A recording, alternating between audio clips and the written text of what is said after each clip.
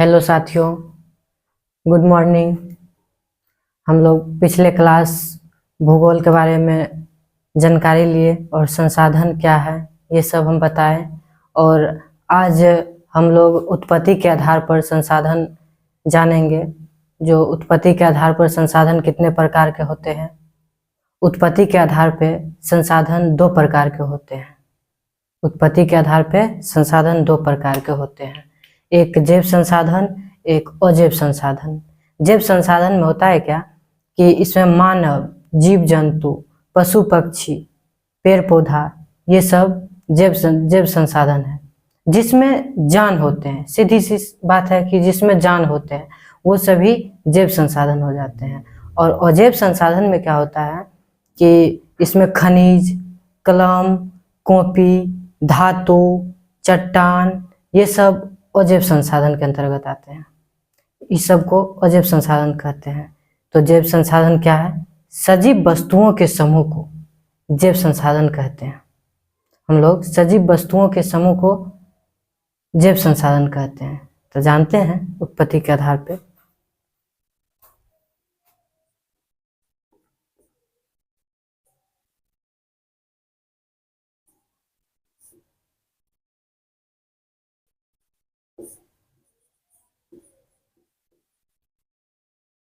उत्पत्ति के आधार पर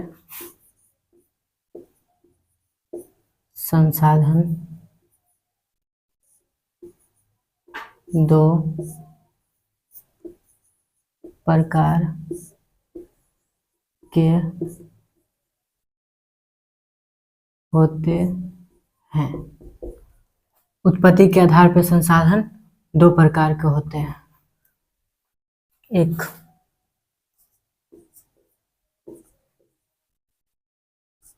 जैव संसाधन,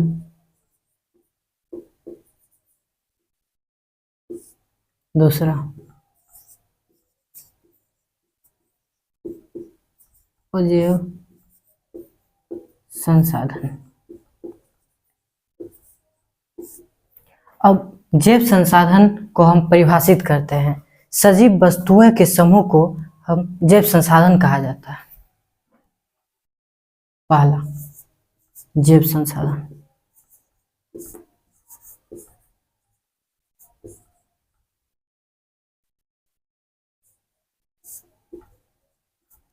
सजीव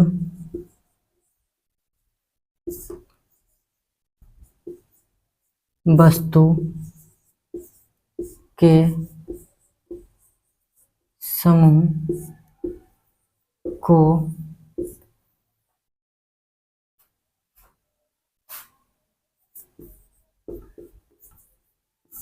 जैव संसाधन कहे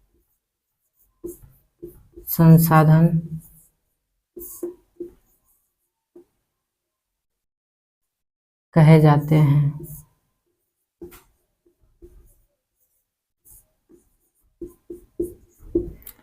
सजीव वस्तुओं के समूह को जैव संसाधन कहे जाते हैं। सजीव वस्तुओं के समूह को जैव संसाधन कहे जाते हैं। अब अजैव संसाधन,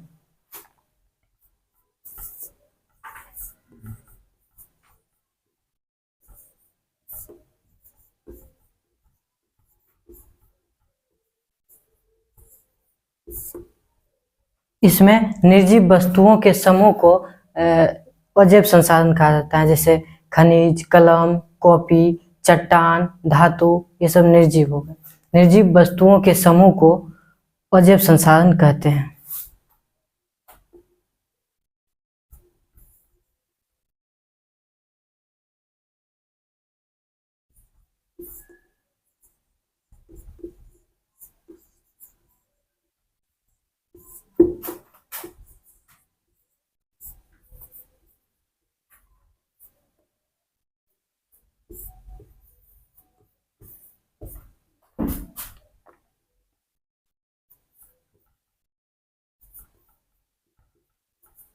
अजैव संसाधन कहते हैं।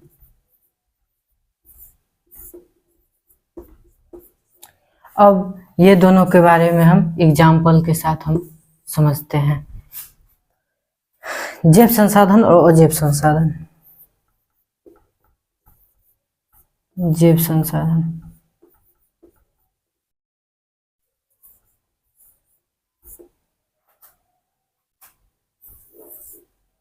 अजैव संसाधन, अजैव।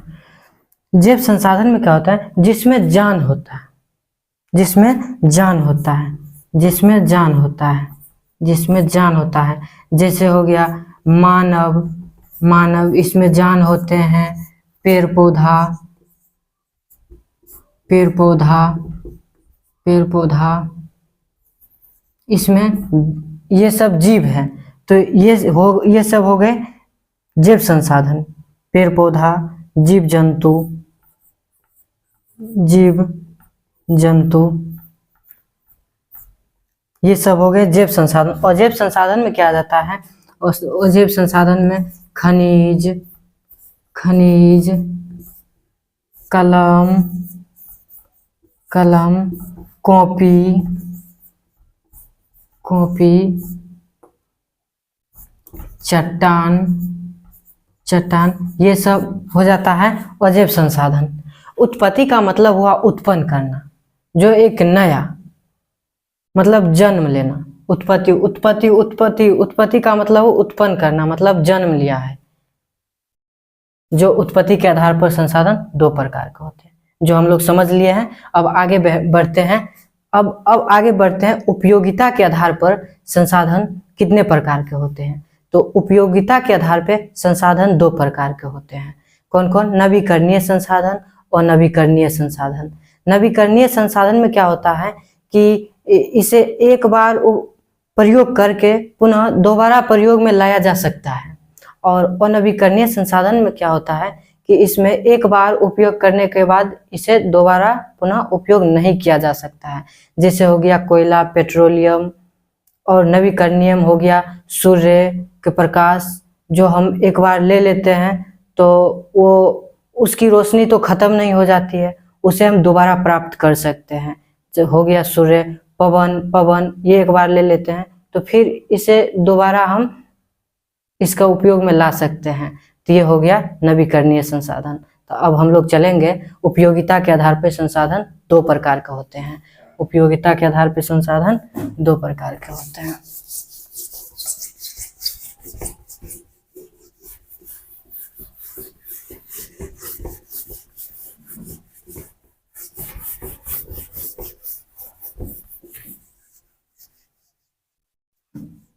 उपयोगिता,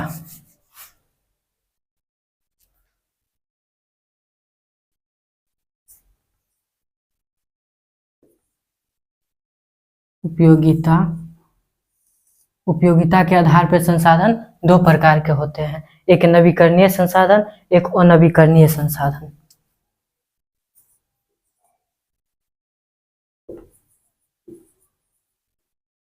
नवीकरणीय संसाधन, दूसरा क्या होता है? अनवीकरणीय संसाधन। अनवीकरणीय संसाधन। अब ये सब के बारे में तो समझ लिए हैं। अब इनको हम परिभाषित करते हैं, नवीकरणीय संसाधन और अनवीकरणीय संसाधन। और नवीकरणीय संसाधन में क्या होता है कि वैसा संसाधन जिन्हें पुनः प्राप्त किया जा सकता है उसे हम नवीकरणीय संसाधन कहा जाता है। पहला नवीकरणीय संसाधन,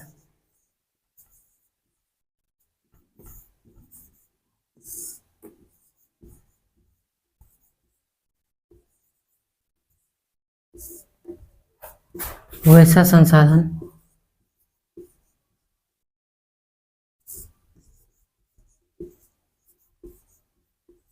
वैसा संसाधन जिन्हें पुनः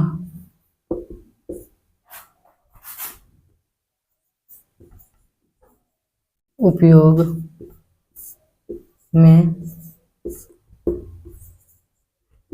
लाया जाता है उसे नवीकरणीय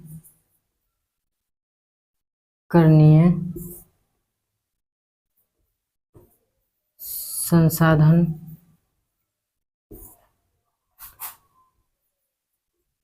कहा जाता है। वैसा संसाधन जिन्हें पुनः उपयोग में लाया जा सकता है, पुनः उपयोग में लाया जा सकता है। वैसा संसाधन जिन्हें पुनः प्राप्त किया जा सकता है या उपयोग में लाया जा सकता है, उसे हम नवीकरणीय संसाधन कहते हैं। जैसे सौर ऊर्जा, पवन ऊर्जा, वन एवं वन्य जीव जैसे।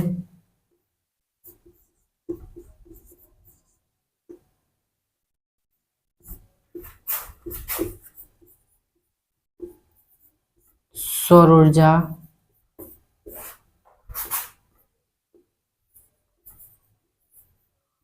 पवन ऊर्जा,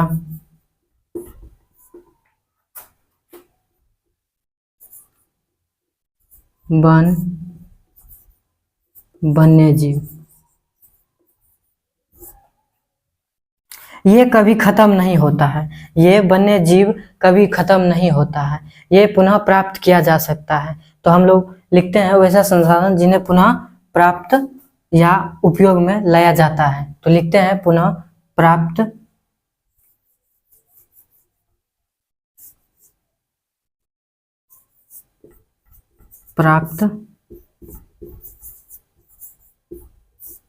किया जाता है। वैसा संसाधन जिन्हें पुनः प्राप्त किया जाता है उसे हम नवीकरणीय संसाधन कहा जाता है। जैसे सौर ऊर्जा, पवन ऊर्जा, वन्य जीव, ये सब कभी खत्म नहीं होता है, ये सब कभी खत्म नहीं होता है, ये सब कभी खत्म नहीं होता है। अब हम लोग अनवीकरणीय संसाधन के बारे में जानते हैं। अब हम अनवीकरणीय संसाधन का परिभाषित करते हैं।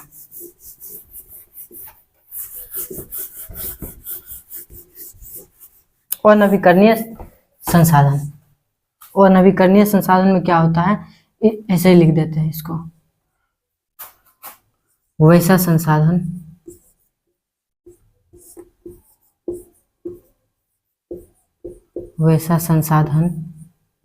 जिन्हें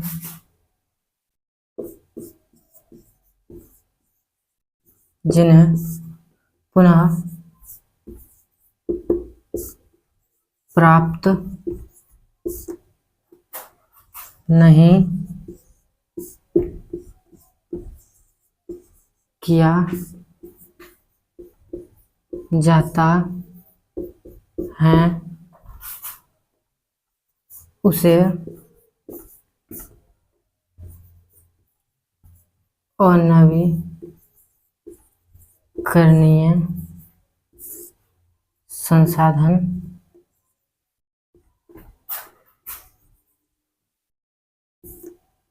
कहते हैं। क्या है कि अनवीकरणीय संसाधन, वैसा संसाधन जिन्हें पुनः प्राप्त नहीं किया जाता है उसे अनवीकरणीय संसाधन कहते हैं। अनवीकरणीय संसाधन में क्या है, वैसा संसाधन, अनवीकरणीय संसाधन वैसा संसाधन जिन्हें पुनः प्राप्त नहीं किया जा सकता है। वैसा संसाधन जिन्हें पुनः प्राप्त नहीं किया जाता है उसे हम अनवीकरणीय संसाधन कहते हैं। अनवीकरणीय संसाधन में क्या क्या होता है, अनवीकरणीय संसाधन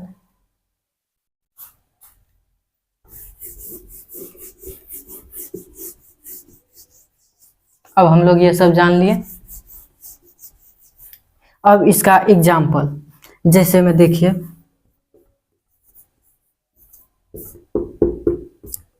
जीवाश्म ईंधन,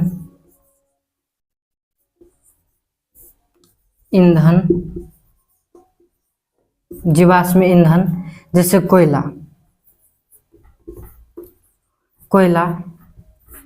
इसे एक बार जलाया जाता है तो इसे पुनः फिर से इसको जलाया नहीं जा सकता है, इसे दोबारा कामयाब में नहीं लाया जा सकता है। यह एक ही बार एक ही जगह से जहाँ से ये लाया जाता है वहाँ उस स्थान से ये फिर ये दूसरे स्थान से प्राप्त किया जा सकता है, लेकिन ये इसका उपयोग एक ही बार होता है। एक बार जला लेते हैं तो इसका दोबारा उपयोग नहीं होता है। जैसे कोयला,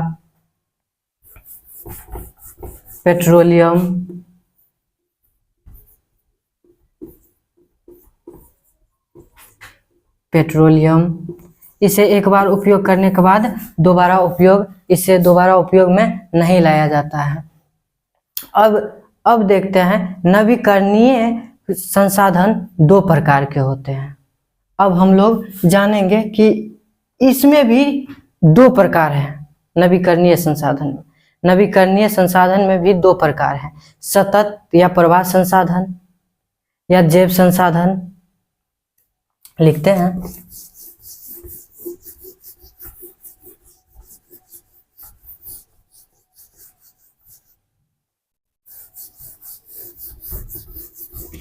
नवीकरणीय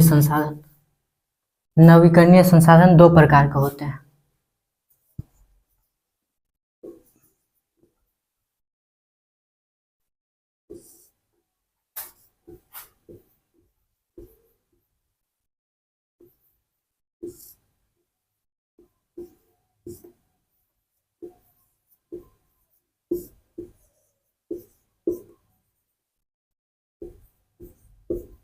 पहले हम लोग जान लेते हैं, उसके बाद लिखते हैं। नवीकरणीय संसाधन दो प्रकार के होते हैं, सतत या प्रवाह संसाधन। जैसे हो गया प्रवाह, जैसे पानी हरदम प्रवाहित होते रहता है, प्रवाह होते रहता है। ये नदी है, इसमें पानी प्रवाह होते रहता है। ये वायुमंडलीय हो गया, तो इसमें वायु जो है ना, हवा भी वायुमंडल में प्रवाहित होते रहता है, इधर से उधर होते रहता है, प्रवाह होते रहता है। इसीलिए प्रवाह संसाधन या सतत संसाधन, दोनों को सतत संसाधन या प्रवाह संसाधन इसको कह सकते हैं। जैसे जल, पवन, ये सब। और जैव संसाधन में क्या होता है, जैसे वन्य जीव, जैव संसाधन, यह कभी खत्म नहीं होता है, जिसमें जान रहता है उसे जैव संसाधन कहते हैं। तो हम लोग लिखते हैं दो प्रकार होता है। पहला सतत या प्रवाह संसाधन।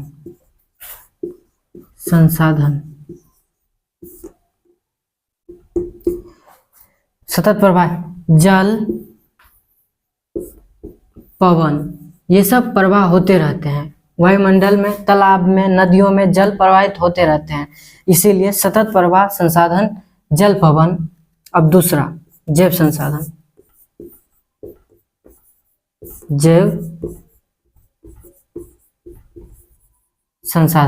ये तो जानबे करते हैं, जैव संसाधन जिसमें जान होते हैं, इसे हम जैव संसाधन कहते हैं।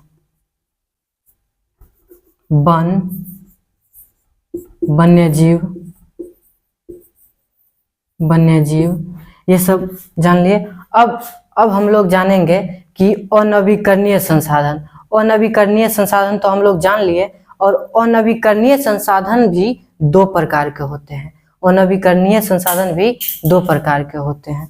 लिखते हैं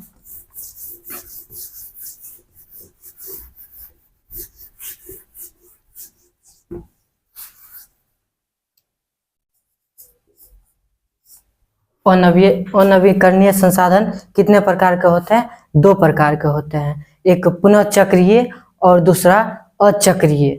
पुनः चक्रीय इसमें हो जाता है क्या, धातु का मतलब हुआ कि लोहा को एक बार उपयोग कर लेने के बाद उसे पुनः जो है ना, उसको गलाकर फिर से इसको उपयोग में लाया जा सकता है। अचक्रीय में क्या होता है, इसमें जीवाश्म ईंधन, जो ओ मतलब लग गया कि इसका मतलब ना, इसमें एक बार उपयोग करने के बाद इसे दोबारा उपयोग में नहीं लाया जा सकता है, इसे अचक्रीय। पुनः चक्रीय और अचक्रीय दो।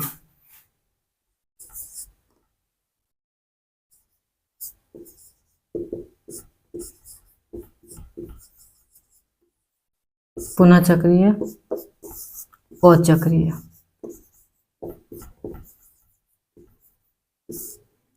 पुनः चक्रीय और अचक्रीय, इसका दोनों का प्रकार हो गया। इसमें जैसे में लिख सकते हैं, जैसे में धातु, इसमें क्या लिख सकते हो, अचक्रीय, मतलब क्या, इसमें एक बार उपयोग कर लेने के बाद पुनः दोबारा उपयोग में नहीं लाया जा सकता है। अचक्रीय में लिख सकते हैं जीवाश्म ईंधन,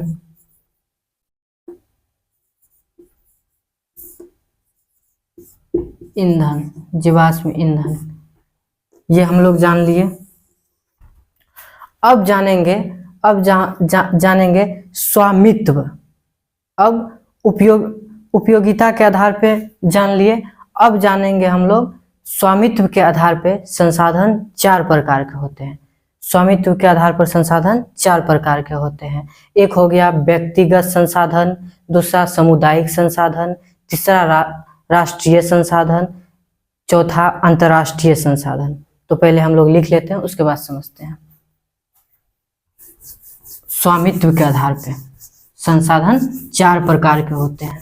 स्वामित्व के आधार पे संसाधन 4 प्रकार के होते हैं।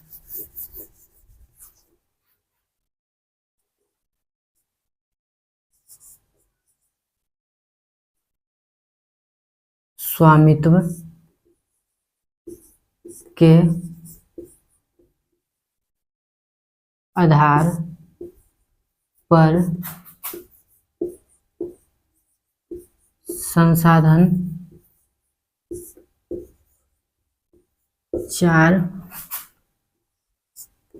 संसाधन 4 प्रकार के होते हैं। स्वामित्व के आधार पर संसाधन कितने प्रकार के होते हैं? तो 4 प्रकार के होते हैं। एक सामुदायिक संसाधन, एक व्यक्तिगत संसाधन, एक राष्ट्रीय संसाधन, एक अंतर्राष्ट्रीय संसाधन। तो पहले लिखते हैं, पहला व्यक्तिगत संसाधन, दूसरा सामुदायिक संसाधन, तीसरा राष्ट्रीय संसाधन,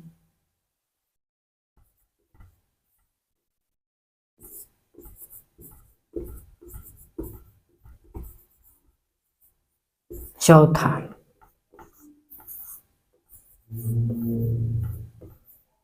अंतरराष्ट्रीय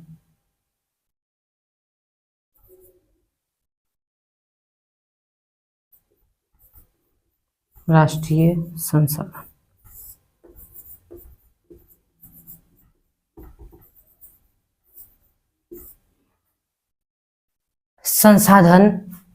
संसाधन के आधार पे संसाधन के बहुत प्रकार हैं। स्वामित्व के आधार पर, मतलब स्वामी का मतलब हुआ कि मालिक। इस सब का अपना अपना मालिक के आधार पे, जैसे व्यक्तिगत संसाधन, ये मेरा मार्कर हुआ तो ये मेरा है, हम खरीदे हैं तो ये व्यक्तिगत है, व्यक्तिगत संसाधन हो गया, ये व्यक्तिगत संसाधन हो गया। सामुदायिक संसाधन क्या हो जाता है?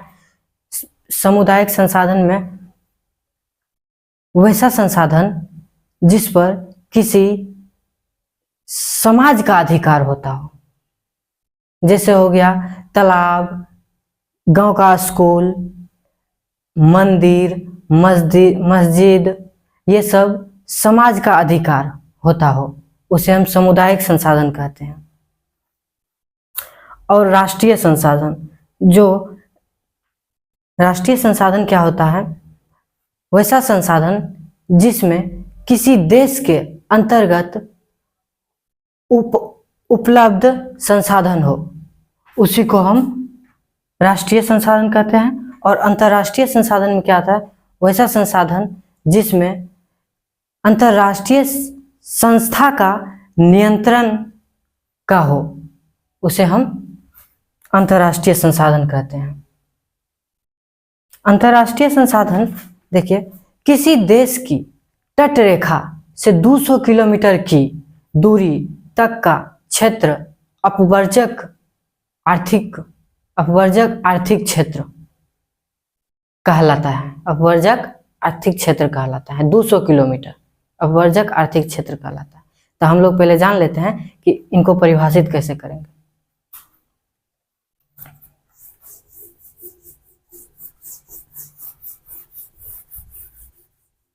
व्यक्तिगत संसाधन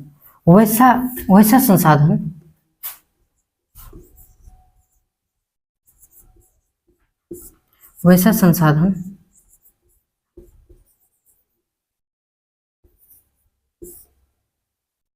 जिसमें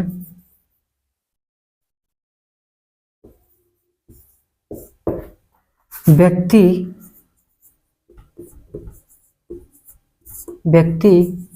का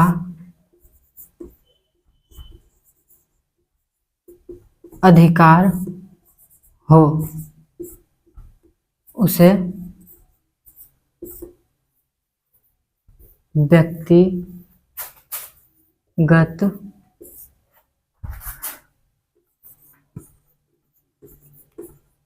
संसाधन कहते हैं। जैसे मेरा कलम हो गया, मेरा टेबल हो गया, मेरा कुर्सी हो गया, मतलब कोई भी मार्केट से जो हम अपना खरीद के लाए हैं वो सब अपना हो गया व्यक्तिगत संसाधन। जो व्यक्ति के अधिकार हो, जो व्यक्ति का अधिकार हो उसे हम व्यक्तिगत संसाधन कहते हैं। और दूसरों का परिभाषित करते हैं सामुदायिक संसाधन। अब सामुदायिक संसाधन किसे कहते हैं? दूसरा सामुदायिक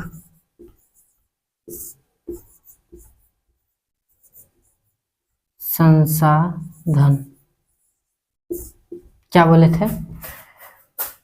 सामुदायिक संसाधन वैसा संसाधन जिसमें किसी खास समुदाय का अधिकार हो, जिसमें किसी खास समुदाय का अधिकार हो, वैसा संसाधन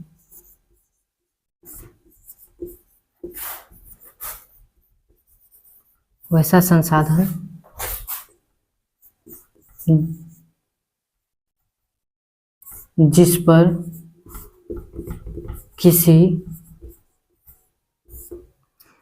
किसी खास समुदाय का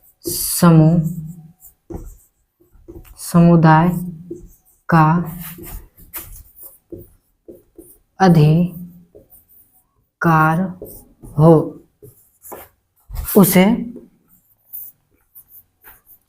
उसे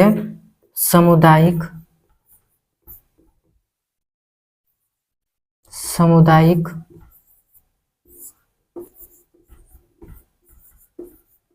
संसाधन कहते हैं। जैसे हो गया, जैसे मंदिर, मस्जिद, स्कूल, जो खास समुदाय का अधिकार हो उसे हम, जैसे हो गया समुदाय भवन, मान समुदाय भवन,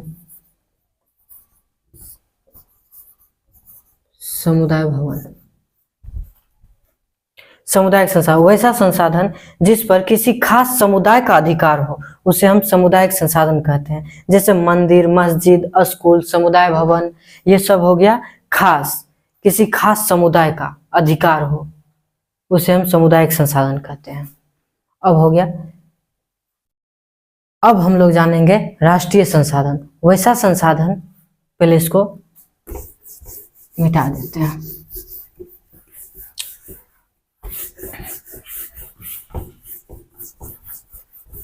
राष्ट्रीय संसाधन। तीसरा,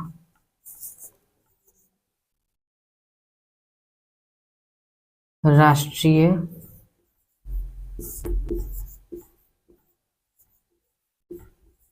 संसाधन।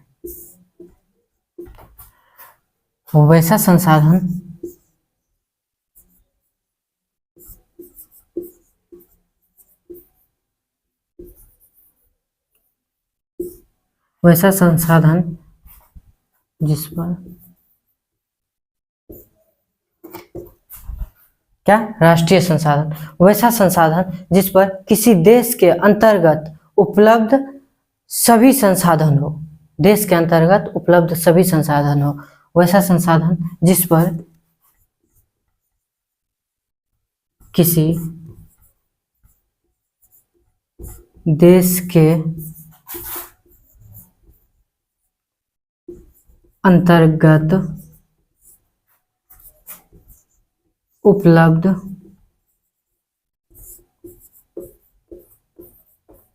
संसाधन हो, उसे राष्ट्रीय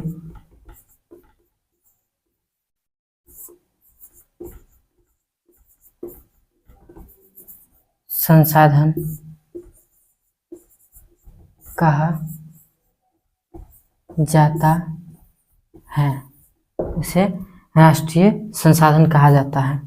राष्ट्रीय संसाधन, वैसा संसाधन जिस पर किसी देश के अंतर्गत उपलब्ध संसाधन हो, उसे हम राष्ट्रीय संसाधन कहा जाता है। अब अंतर्राष्ट्रीय संसाधन, वैसा संसाधन जिस पर किसी अंतर्राष्ट्रीय संस्था का नियंत्रण हो, अंतर्राष्ट्रीय संसाधन। अब हम लोग जानेंगे अंतर्राष्ट्रीय संसाधन।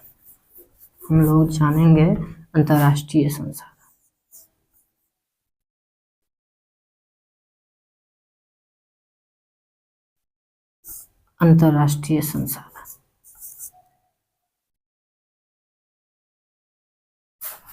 वैसा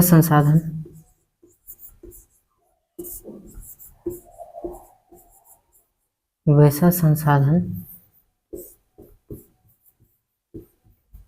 जिस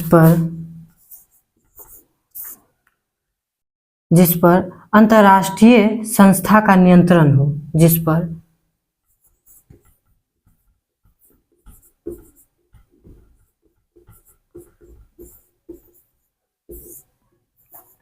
संस्था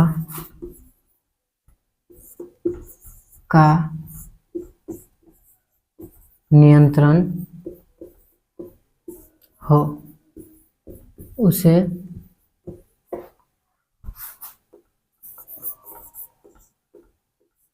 अंतर्राष्ट्रीय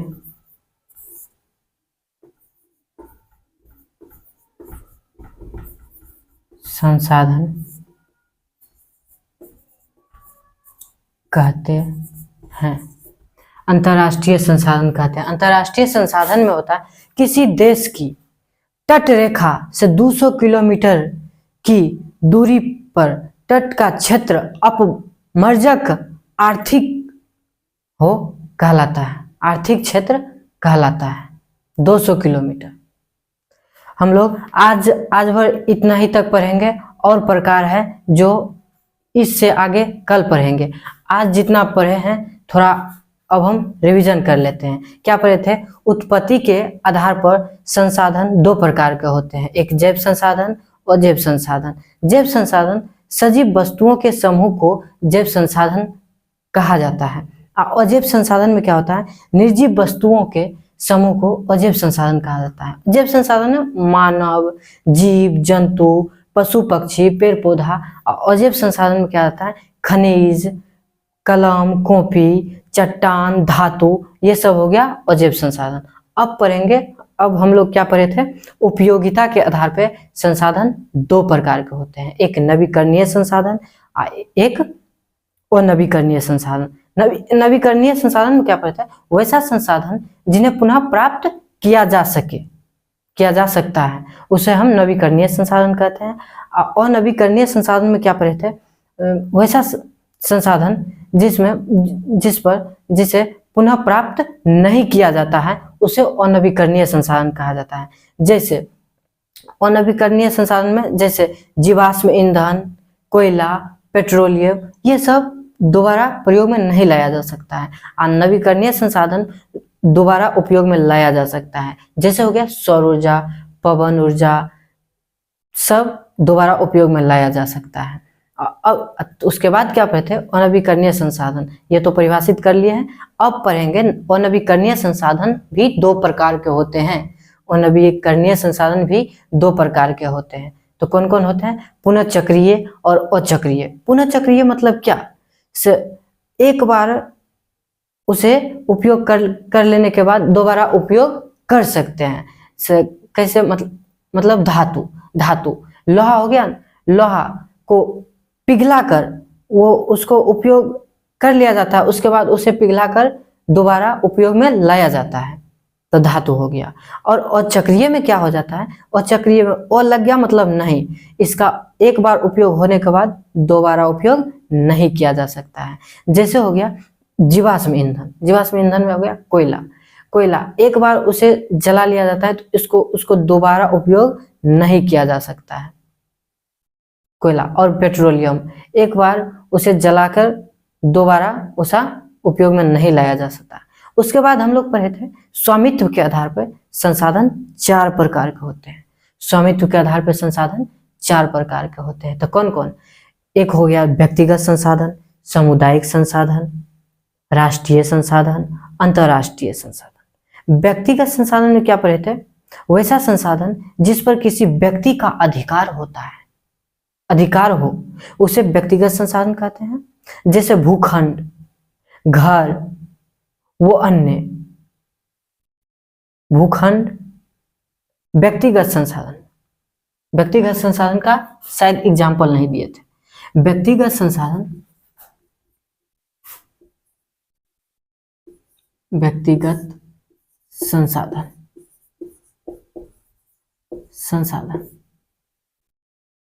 जैसे भूखंड,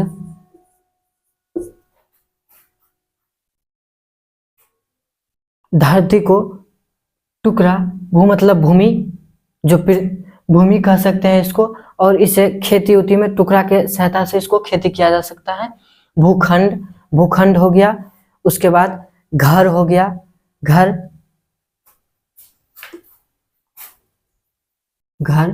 ये सब हो गया व्यक्तिगत। ये सब अपना घर होता है, तो ये व्यक्तिगत संसाधन है, ये व्यक्तिगत संसाधन है। तो हम लोग ये जान लिए व्यक्तिगत संसाधन। अब जानेंगे सामुदायिक संसाधन। वैसा संसाधन जिसमें किसी खास समुदाय का अधिकार हो, जैसे मंदिर, तालाब, समुदाय भवन, ये सब हो गया सामुदायिक संसाधन। और राष्ट्रीय संसाधन वैसा संसाधन जिस पर किसी देश के अंतर्गत उपलब्ध सभी संसाधन हो, उसे हम राष्ट्रीय संसाधन कहते हैं। उसके बाद अंतर्राष्ट्रीय संसाधन, वैसा संसाधन जिस पर किसी अंतर्राष्ट्रीय संस्था का नियंत्रण हो, उसे हम अंतर्राष्ट्रीय संसाधन कहा जाता है। तो हम लोग आज जितना पढ़े हैं और वो रिवाइज भी कर लिए हैं। तो आज के लिए इतना ही। धन्यवाद। जय हिंद साथियों। अब अगले क्लास कल मिलते हैं।